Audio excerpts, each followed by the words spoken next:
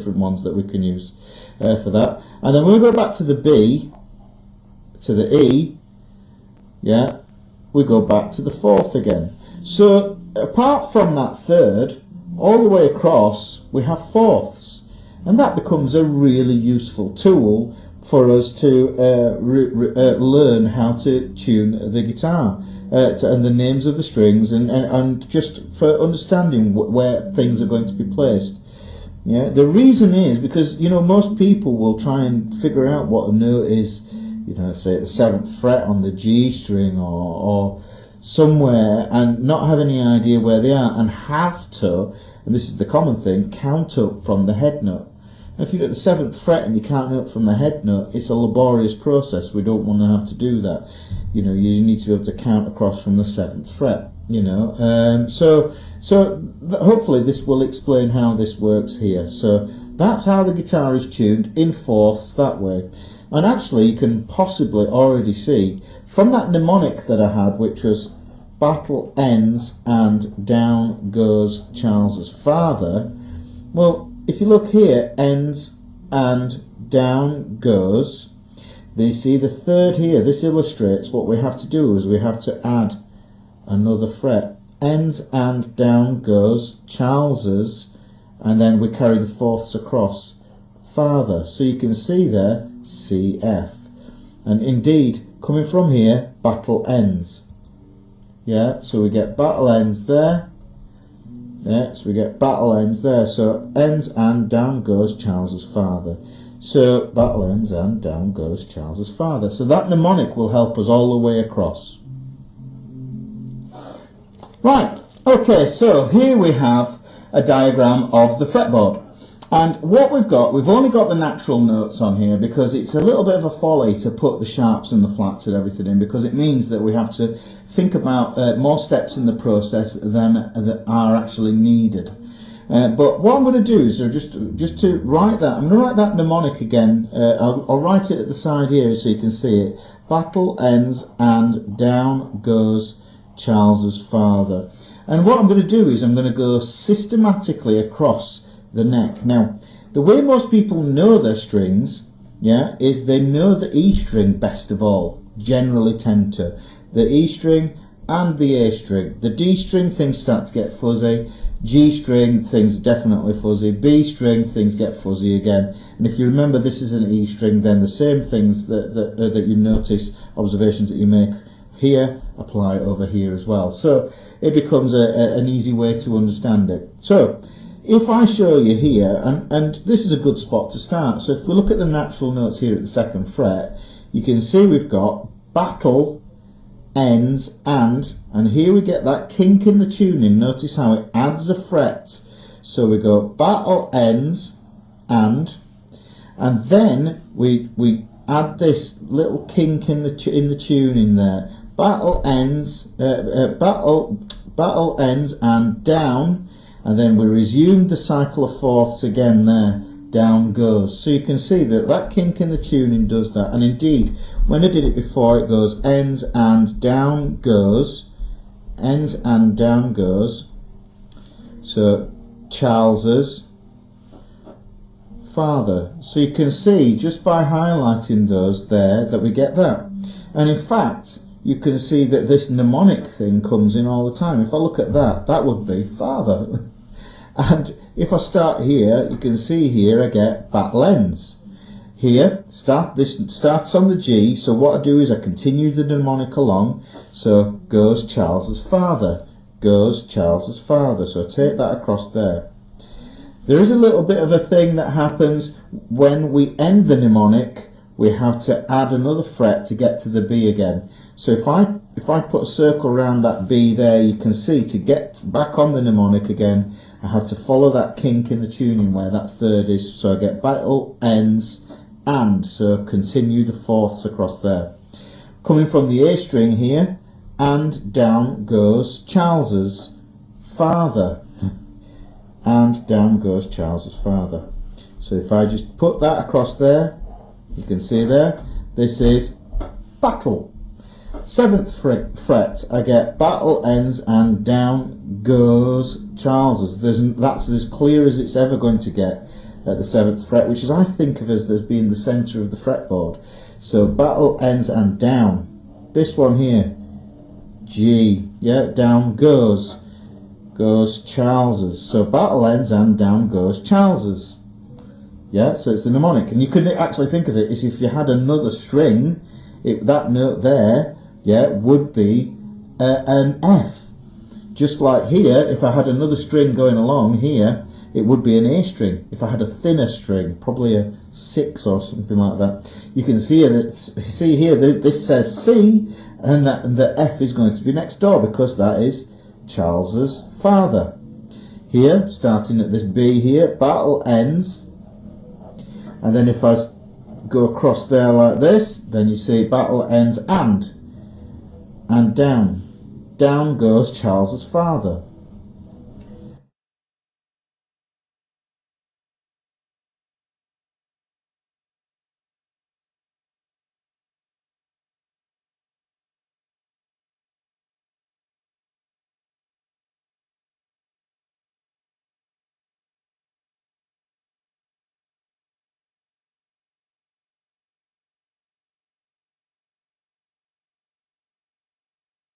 Until I've exhausted it, and if I just pull this up here, you can see him at the 12th fret, ends and down goes Charles's father. So we're back to where we started again here.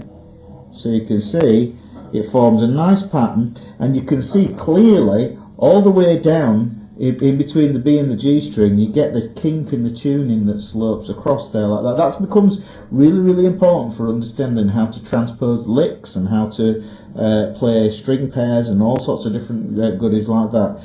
So these natural notes become the point where so if you wanted to know what the note was, say for instance quickly at the 6th fret, yeah, what you do is you go and down, and then you raise it to find your sharp, or battle ends and flatten it to find your E flat. So that's the way that works there. It's a nice simple way to visualize all the names of the notes on your fretboard, super easy. Yeah, and it's a killer way to do it, and then it doesn't take you very long to be able to understand it. And the kicker is that if you know the notes on your E string because you play punk rock power chords or anything like that, then this is going to work for that as well. So there you go. That's how to do that with the tuning on there. Right. Okay, so you can see there that what we had that mnemonic that helped us to find that. Just holding up the guitar neck here, you'll be able to see that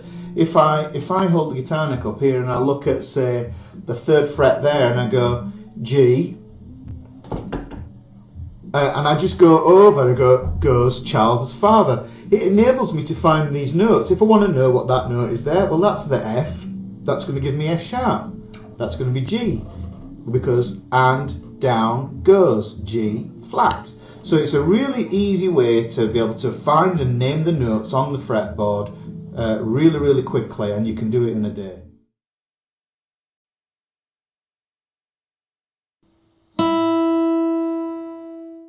E, 1st string open.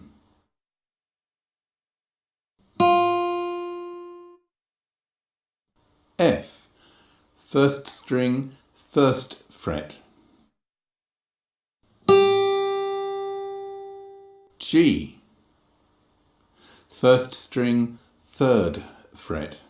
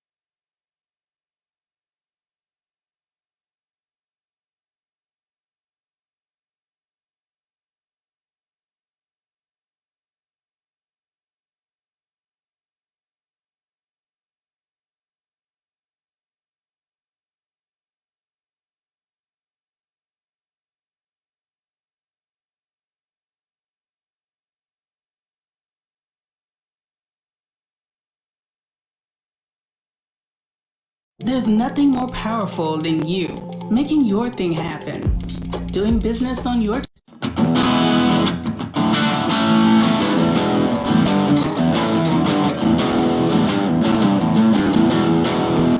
nice. But anyway, we got the Epiphone Les Paul. We got the guitar. All right. We've got the body. We've got the neck. We've got, this is called the headstock. These things here are called the tuners. This little piece right here that threads the strings is called the nut. These things here are called the pickups. They pick up the sound. And so this fun little switch right here controls the pickups. Now, the pickups in different parts of the guitar have different sound qualities. So when you have a selector with this style of guitar, each switch here is a different configuration of the pickups. For instance, if I'm flipped up all the way here, it's only picking up sound from this pickup. If I do it in the middle, it's from both. And when I go to the back switch here, it's the back pickup, which is brighter and more for like, heavier rock. But you get different tones, so just experiment with it. A lot of heavy distortion rock has the switch back there, but you can have fun with it. It's guitar. It's meant to have fun with. Okay, this here that holds the strings in place, this is called the bridge of the guitar. Now we have some fancy knobs here. That's volume control. For your very first lesson, we just want everything turned all the way up, but it's a way to blend the pickups and then your tone, just like you would on a stereo. You've got, treble and bass, and you can make it brighter or darker sounding. But for now, everything cranked up. You can go to the back one, you can go to the middle one. That's going to be totally up to you. Now, next, that's just the basic hardware. We're going to need a cable. Pretty self-explanatory. You stick it in there. Now, I have my little practice amp, a nice beginner, affordable practice Blackstar amp here. And so then I'm plugging into the input. We're going to talk about the amp in a second. All right, you're not going to get anywhere with an electric or an acoustic guitar if the guitar is not in tune. So we've learned that the guitar, the main parts of it, it's got a nice curve right here. If you're right-handed, you put that curve right on your right thigh. And just let it rest comfortably. You want to get comfortable with it. Now, we got to get the guitar in tune. I have a video that's free on YouTube, how to tune your guitar. So check that out because I don't want to waste time with the lesson portion here teaching you how to tune the guitar. But what you do want to know is the letter names of the strings of the guitar. It's going to be very important later on, very important for learning the instrument. And there's a fun little saying, there's a bunch of sayings, but the one I like is Eddie ate dynamite, goodbye Eddie. So think that, Eddie Van Halen, whatever. Eddie ate dynamite, goodbye Eddie. And that gives you E, A, D, G, B, E.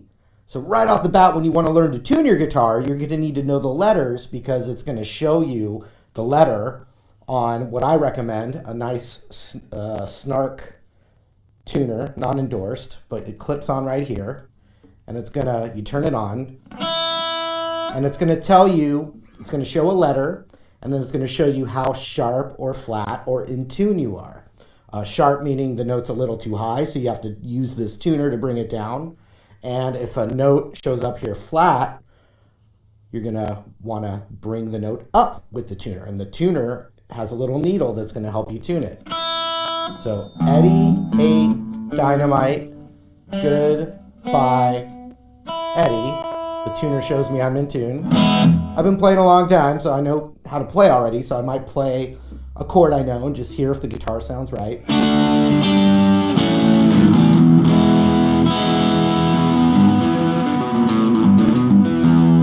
So it sounds nice and in tune.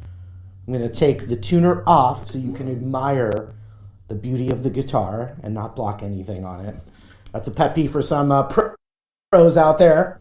Okay, so now what we're going to do is we're going to just set this amp up here, which will be similar to most practice amps. We're going to set it up for two different sounds. We're going to set it up for what we call a clean tone. So if you got a clean sound,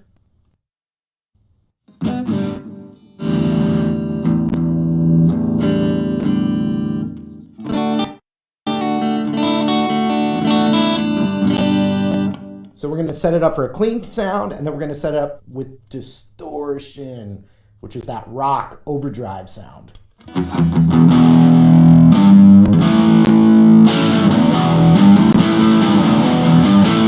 So let's take a look at this little amp here. All right, this is this little Blackstar practice amp. Literally just runs on batteries. Very fun. Still get great tones from it. So just since we're in the newbie zone, I'm going to turn all these knobs down. Let's talk about what each one does. Gain, volume, EQ, and this particular amp comes with the delay, which is an effect. Some amps, you might see something there that says reverb. Other amps may have a multi-effects setting, but that's kind of the last thing that's the little like seasoning we're gonna add at the end. Okay, gain is the amount of crunch and distortion and overdrive you're getting. Volume is the level after you've created your crunchy overdrive. So you would create that first, then turn up how much drive you want. EQ, since we're beginners, we're not going for any particular style yet. We're just going to go right up in the middle there, no problem. And then delay, basically you've got a thing here that says delay level, which is going to be how loud the actual effect is going to be. We don't want it very loud. I'm going to turn it all the way down and just pepper it once I start to hear it. Delay, very little. Okay, so that would be our basic clean tone. Now, this little button right here, if you look carefully, OD for overdrive. So we're going to start to turn that up. Okay. Now, when I hit that button down, oh, sorry, the overdrive was already on. That's why it was starting to buzz there. So with it depressed, you have a basic, what would be called the clean channel. You press it down, you've got a distortion rock channel. So I'm going to turn that up about 3/4 of the way up. The volume, a little less. We'll adjust that at the end for how loud we actually want it in the room. And then we have a switch. Depress for clean, press down for overdrive for the rock stuff. So we would have the clean tone.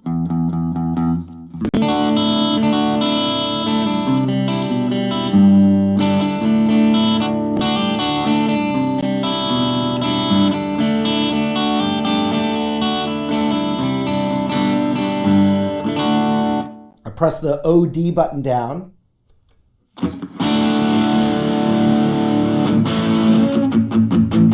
If I turn the gain up, I turn the volume up.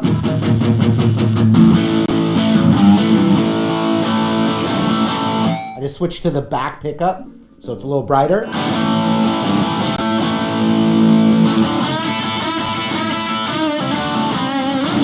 Back to clean.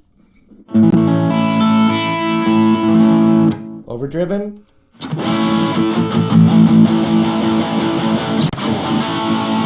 Now let's zoom in and let me show you a few tricks to begin having a little fun with actually playing some music. All right, let's start playing this thing. So you're gonna want to start with a guitar pick or a plectrum here. This one is a heavy. You wanna start with a light or a medium pick. It's more forgiving and it's great for a beginner. So that's what I would recommend. Also, we've got the strings here. We've got these things called power chords. With Capital One's top-rated. What's up everyone, Mike here from The Art of Guitar. Today I want to show you a guitar lesson, an introductory guitar lesson that I used to do back in the old days when I taught 60 students a week.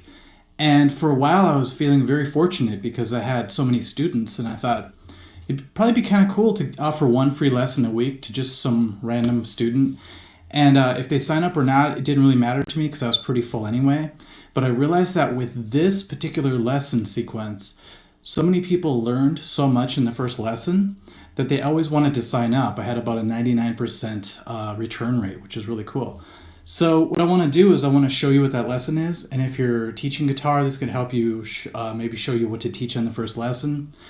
At least what I do. And then if you're a student, you can, and you're just starting out, you could just learn the lesson for free right here. Okay, I always want to make sure you're sitting up straight. A lot of people hold the guitar, in the beginning, and they sort of slouch back like that. So just make sure the guitar is sitting on your lap. And I prefer to put it, if you're right-handed, on my right leg, like this. Some people you'll see do this. This is more of a classical way to hold the guitar. Some shredders do this as well. It's a good idea, but I prefer you do this, that when you stand up and play, it'll pretty much be in the same spot, okay?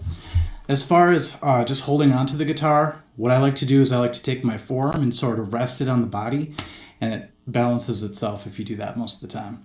And then, as far as just the fretting hand, what I always tell people to do is to, right now, for the most part, keep your thumb behind the neck.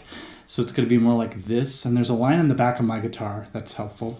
But I just want your fingers to be very free when we do our first little exercise, okay? Later on, the thumb can come over the top. That does happen. But for today, try to keep it in the back for the most part, okay? And then as far as holding the pick, this is all pretty quick. I go more into detail on the website, but I'm just going to go through it a little bit quicker today. I want this to fit in the half-hour lesson time. Okay, so if you take up your guitar pick and hold it at the nose like that, and then your other hand makes sort of the OK sign with your hand like this, go like that with your first finger and put it over your thumb, and then stick the pick inside like this. This is what I like to do. You might think, well, the pick's sticking out like sideways, right? But when you point it towards you like this, suddenly the pick, the nose of it's pointing right at the guitar. Some people think you're supposed to have the pick pointing along with where your thumb's pointing. But then if you bring it to the guitar, you have to do this to make it work, which doesn't make sense. So make sure the nose of the pick is pointing towards you, and you've got this sort of thing going on. You can curl you can kind of make a fist. Don't really clench like that. I sort of leave my fingers dangling like that. Okay, then what you want to do is you just want to start to strum the strings a little bit. Just get a feel for that. What I tell people is to take your wrist and rotate it like that. Kind of like you're, doing this with your hand versus your whole arm moving like that. You don't want to be this person. Okay, it's a hard habit to break, so you don't want to start it. Okay, so let's go ahead and just take the pick and let it fall down through the strings like this. Okay, so some people ask if you should go up at this point. You can, but it's a little bit tricky because the pick might feel like it's getting stuck, okay? So what I like to do is if I do an upstroke, I do like a sweeping motion where I tilt the pick slightly so that it'll come up the strings in a good way. Okay, if you don't tilt the pick, you can easily get stuck in the strings. You notice you could do that without even using your fretting hand yet, your left hand if you're right-handed. Just the forearms holding the guitar in place, and you're strumming through. Some guitars are so well balanced, like mine's pretty good. You could just take your forearm off and still do it. But there are a lot of guitars, especially if you put the tuner at the top, where it starts to dip down. Okay, so you might be wondering, you're holding the guitar, you're strumming, you kind of know how to have your left hand a little bit, the thumb in the back. Shouldn't you tune your guitar first? A lot of people ask that.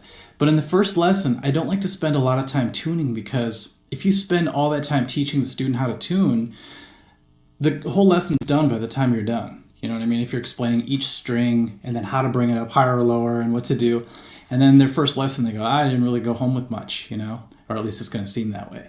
So I usually tune their guitar for them, and since I'm not physically there to tune your guitar for you like I would do at a real lesson, this is the hardest part of trying to teach online, is I don't know what your guitar sounds like, so it could be way out of tune.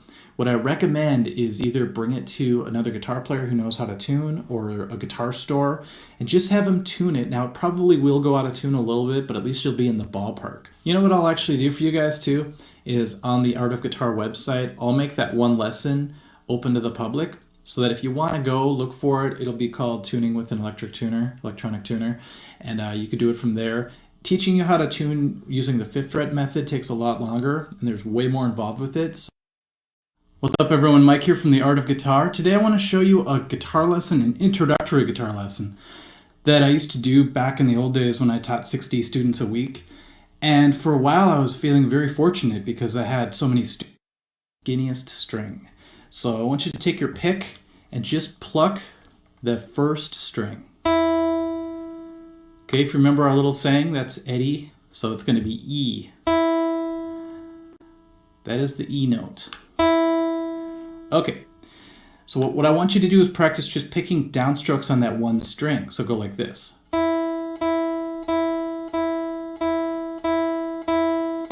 you can also do this without your fretting hand. You just do this for a while. Get used to the feel of plucking a string. Okay, now our fretting hand's getting a little restless. We got to get it into the party a little bit. Let's go ahead and we're going to count up these strange looking boxes, okay? These are called frets on the guitar, these metal bars. But today, to make it simple, I'm going to refer to each of these boxes as frets, and we're going to count up a certain amount, all right? So if you start counting, this would be 1, 2, 3, 4, 5, and so on, all the way up to my guitar goes to 22. So what I want you to do is I want you to count up to 5. So 1, 2, 3, 4, 5 on the skinny string, okay? And all I want you to do is place your pointer finger, your index finger, in that box on the skinny string. And what we're going to do is we're going to push down a little bit until the string touches the metal bar that's right here. That's all it takes to make a note, actually. So there's a couple quick little tips here. Be sure to use your fingertip. Speaking of tips, press down, or it's called fretting, right behind the metal bar, right behind the fret, okay? Not on the metal bar, not in the middle of the box, but right here. This is the best spot right here. And then use just enough pressure to make that happen, all right? Now, hold that down, take your pick, and just pluck that note. All right, hopefully you hear a difference from when you played an open string. Let's try an open string once. Now let's go back to pressing down. I kind of hate to say that. Fretting the 5th fret of the 1st string. Hear the difference? Okay, so now we're going to do that picking thing we did earlier with the open string with this note fretted. So just play it 4 times with me. Ready, go. 1, 2, 3, 4. Now don't push super hard, otherwise your finger's going to hurt. You're going to have this huge line on your finger and it's just not going to feel good, all right? So, and it's not going to sound the best. So really just use enough pressure to make it happen. You'll know if it's too little pressure. Too much, you'll just start to feel that pain a little bit and you'll push the string out of tune eventually, all right? Now don't lift off your finger. I don't want you guys to go like this when you go to the next note. Instead, what I want you to do is keep that there as an anchor. So you sort of have your hand anchored right here. Take your middle finger and place it on the fret next to it. So the 6th fret. We're still on the skinny string, the 1st string, okay? So now we have the 5th fret and the 6th fret pushed down. And really only the 6th fret's going to make a noise. So it's whatever finger is closest to your pick, it's going to affect the sound. So let's go ahead and play that note now. So take your pick and pluck it. By the way, you might notice when I'm holding my pick, I'm not holding it so close to the nose of it that I can't get the pick to hold the string. And this is more common. I'm not holding it so far away that it feels like the pick's going to fall out of my hand. That's a terrible feeling. It's just kind of in the middle, if not more towards the nose, but I still have enough to make the note happen without it feeling like it's flopping all over the place, okay? So let's do 4 of the 6th fret note, okay? Ready, go. 1, 2, 3, 4.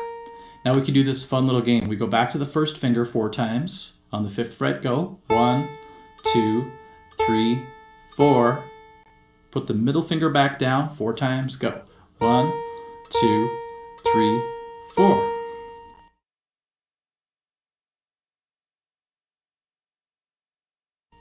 Okay, you could probably...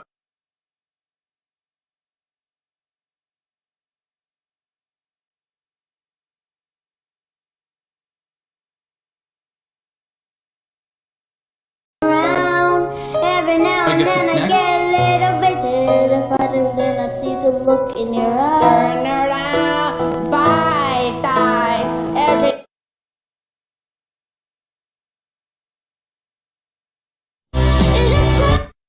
The ring finger. Now, an important thing is to keep these fingers curved because you really want your fingertips to be doing most of the work. Okay, if you're flat, it's not good. You want to keep them curved as much as possible. If your hand starts to hurt, make sure you sort of relax it. You can always do hand stretches, which we go into deeply on the website, finger yoga I call it. But for today, you should be okay. We're not going to do too much. All right, now we're going to have the ring finger, the 3rd finger, Still on the skinniest string, okay? But this time on the 7th fret. So we have 5, 6, 7 right in a row. Let's play that 4 times. Go. 1, 2, 3, 4. And just to speed things up, the next one, of course, is going to be the pinky. The pinky is going to feel the weakest, so give it some time to develop. Let's do that one 4 times. Go. 1, 2, 3, 4. So we're starting a warm-up exercise without even knowing it. It's called the spider exercise. We're going to go 1, 2, 3, 4 finger-wise, but we're going to play each of them 4 times each. Okay? Let's start from the beginning. First finger, go. 1, 2, 3, 4. Place your second finger down next to it, go.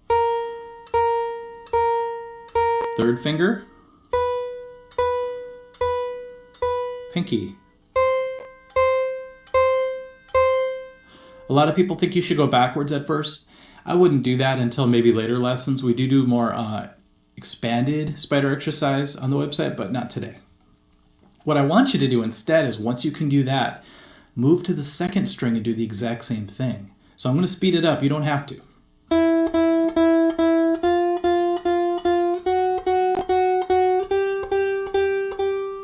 Then, of course, the third string. See, everything sequences.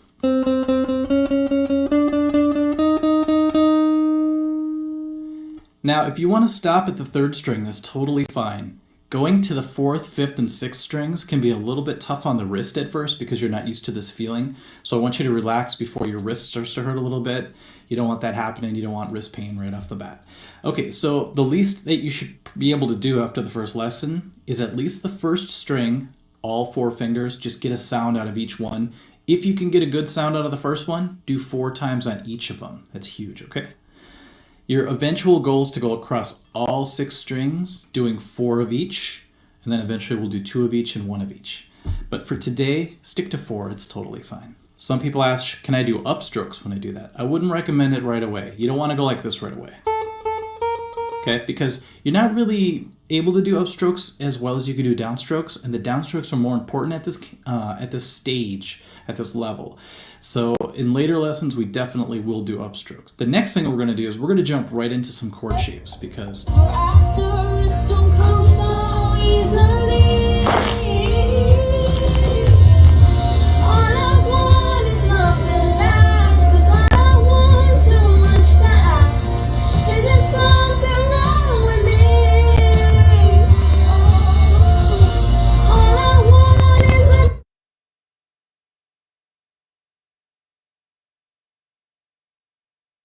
once you could play a couple chord shapes, you feel like you're already playing songs. That's a great thing, to already feel like you're doing stuff with the guitar. So what I want you to do now, we have the fingers warmed up a little bit. We used all 4 of them, so we should be able to make a few easy chords. I say easy, but they can be challenging at first. What I want you to do right now is to find the 3rd string. So remember, we start at the skinniest string.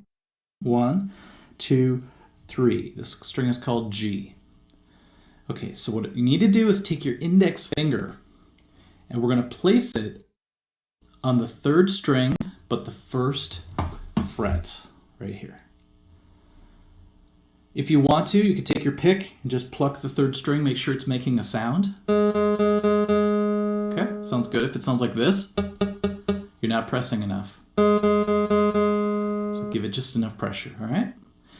Next thing we're going to do is we're going to try something just for fun, just to hear some notes playing at the same time. That's what a chord is. We're going to play the 3rd string, the 2nd string, and the 1st string all at the same time. So watch my picking hand here. I'm going to start at the 3rd string and just brush across the strings.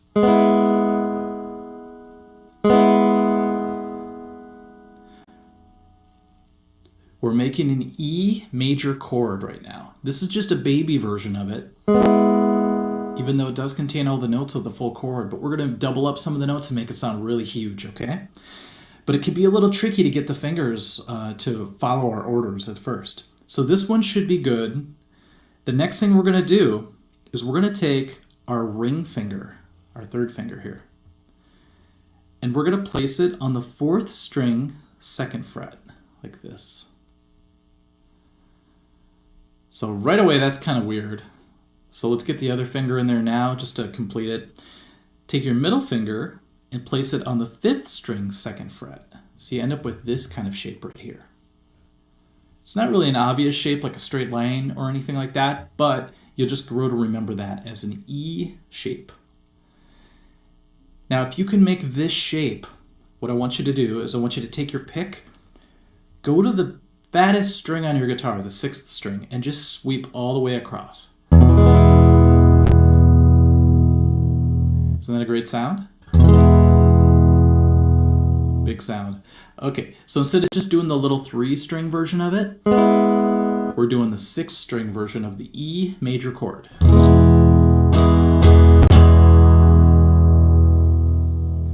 Now, some people have trouble fretting it the way we did in that order. So if you did have a little trouble, do it the opposite way, okay? So let's take our middle finger. This is the same chord, by the way. And let's go to the 5th string, 2nd fret. We'll do that first. Now take your ring finger and tuck it underneath that finger on the 4th string, 2nd fret. So this is a little bit more stable feeling. All right, now we can take our first finger and place it on the 3rd string, 1st fret. Okay, let's strum through it. And we have the same chord. Sounds great. Now, the reason I choose this chord out of all of them is because all your fingers are in a little section here, so you don't have to spread them out at all and do anything strange with them right away.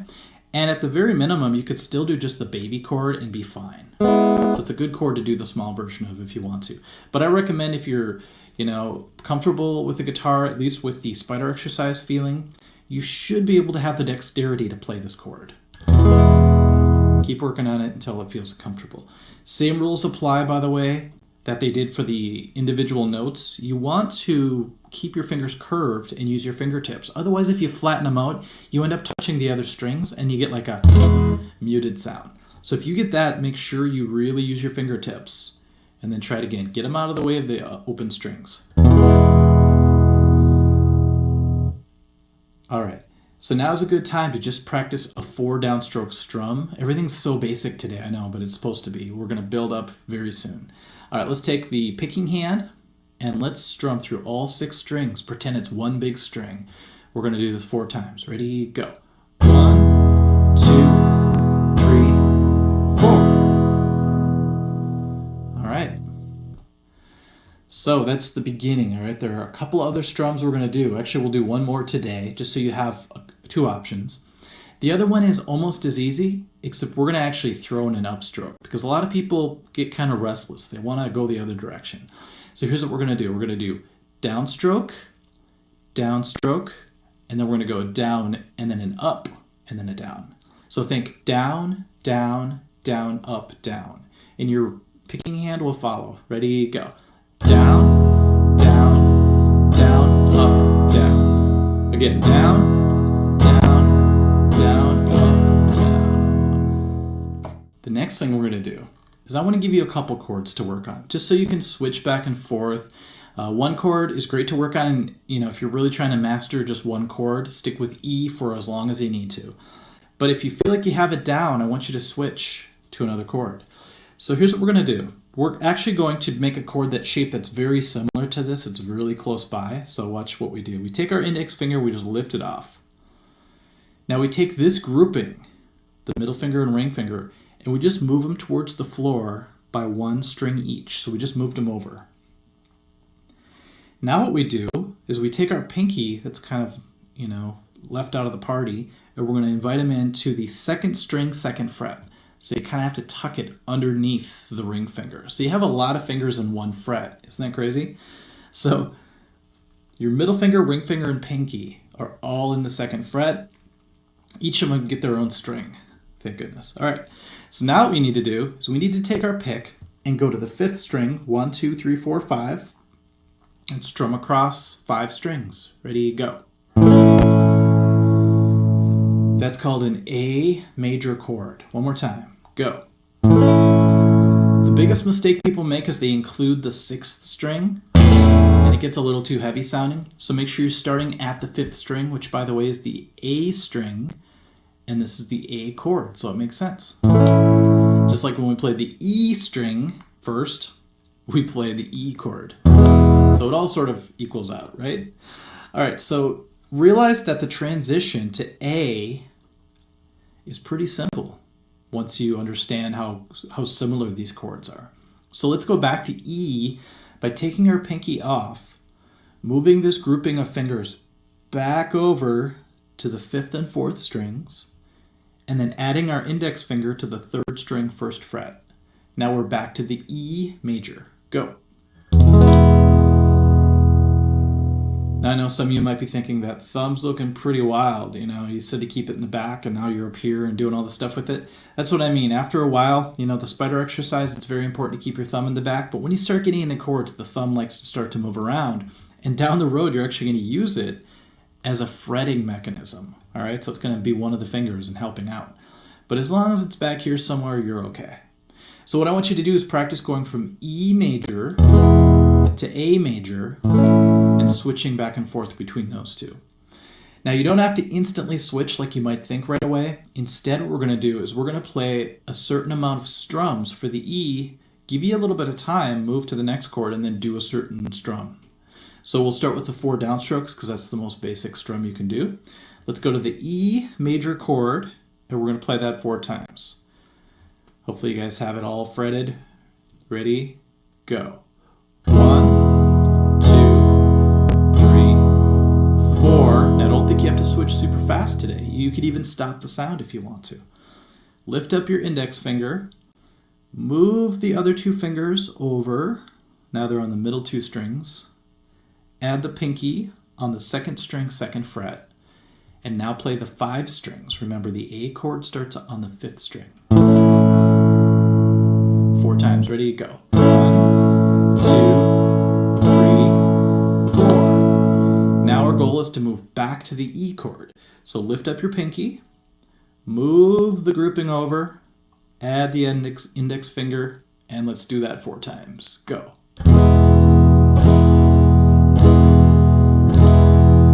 And I'm fully aware how frustrating that is to try to switch that fast at this point. So realize that this is supposed to happen over a period of time of practicing this week. Because lessons are typically once a week, private lessons, and so they have a whole week to work on this. All right, because next week we're going to get into the D chord. We're going to do all sorts of other things, but we'll leave it at that as far as how many chords we do today. Let's go back to E, and I want to try that other strum pattern just so you get a different feel. So once you have the E chord, let's do the down, down, down, up, down picking. Ready? Go. Down, down, down, up, down. Let's do it again. Down, down, down, up, down. Take your time and switch to A. If you could go fast, that's great. I'm not expecting that today. All right, ready? A chord all ready to go? Go. Down, down, down, up, down. One more time. Down, down, down, up, down. Some people ask me, well, how do you not hit the E string, you know, the fat string, when you do upstrokes and you're strumming a lot? Well, later on, that thumb that I was talking about is going to come over the top and touch that string just a little bit to kill it, so you end up not worrying about it. Isn't that great? All right, so let's go with that idea right now of switching between E and A and seeing what we can do with it. There are a lot of songs that actually include these chords. There's one that was in the movie or the show Stranger Things, Should I Stay or Should I Go, where you could just go E to A and back to E. Isn't that cool? So that's just one example. And even just moving from E to A quickly back and forth eventually just sounds like you're playing a real song.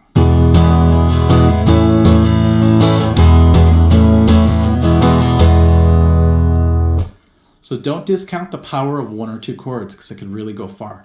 Especially when we start to add 3 chords, then you can play a million songs. Let's go ahead and do a couple more things because it's already, as far as my cameras go, 27 minutes in. 30 minutes goes by really fast when you're doing a private lesson. But let's recap really quick. We did all the posture stuff, holding the pick, all that stuff. Tuning, I tuned for you. Most likely if you're a private student, I would have tuned your guitar for you. Would have recommended getting electric tuner, and then we'll tune later on in other lessons. And then we did the spider exercise 4 times each, really getting our finger technique down as much as possible. If you want to go crazy, go through all 6 strings, totally fine. Then we learned how to create chords, basically E, the baby version, the full version, and the A, full version. By the way, this is the full grown-up version. This isn't any like kids version at all. So you're playing the real deal when you're doing these ones. And then we learned how to strum and how to move between those chords. And the last thing I want to do, because I always want to send you home reminding you how to play these chords. Nowadays I could just take a quick video and send it to a student. But what I'd like them to do is read a chord chart. So what you should be able to do is look at this chart, I'll put it on the screen, and be able to relate it to the chord that we played earlier, E major. Both of these are major chords, by the way, E major and A major. Later we'll do the minor, the sad versions of them. Those are great, but for today we're in the major world. So if you take a look at the chord chart, I don't have it in front of me, I'm just imagining it right now. I'm going to make the strings obvious. They're going to be vertical, up and down, and it's weird because it's almost like you're looking at the guitar like this, like a guitar standing on a guitar stand. And so if you check out how the fingers go, the fingers are 1, 2, 3, and 4.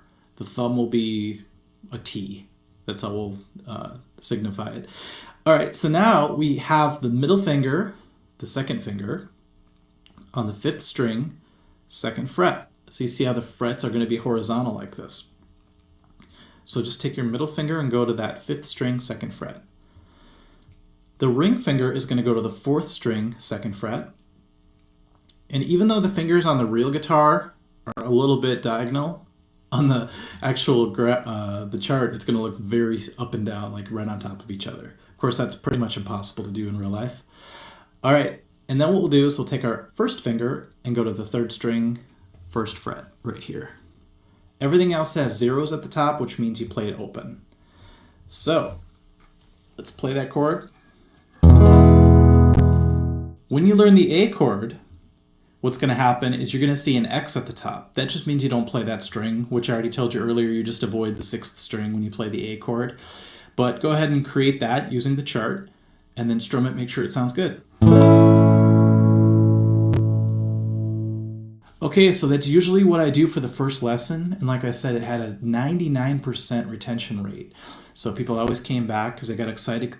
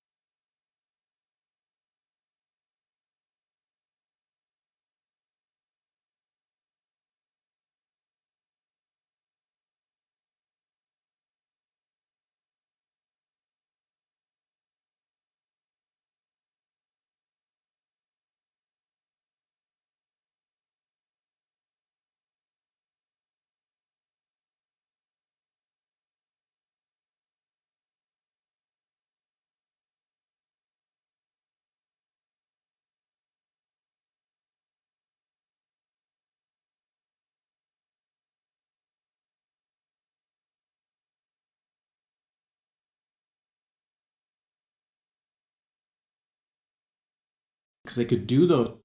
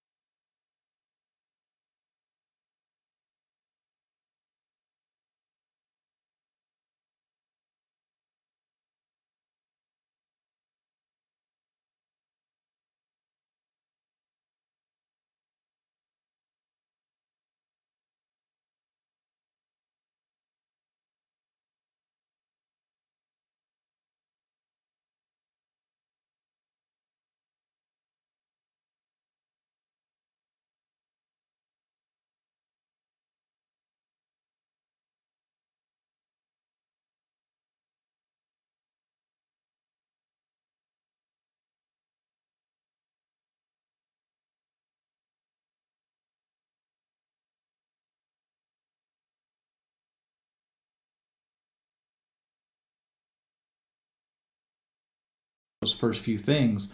And then from there, I taught them a couple more chords, some more strums. They were playing songs right off the bat. And then we dove deeper and deeper into the theory stuff. I didn't hit them over the head right away with theory because I can scare people off really quick. So, just get people playing guitar right away. And if you're new and you're taking these lessons, hopefully you could see how quickly you can play the guitar with just a few of the right moves in the beginning, okay? All right.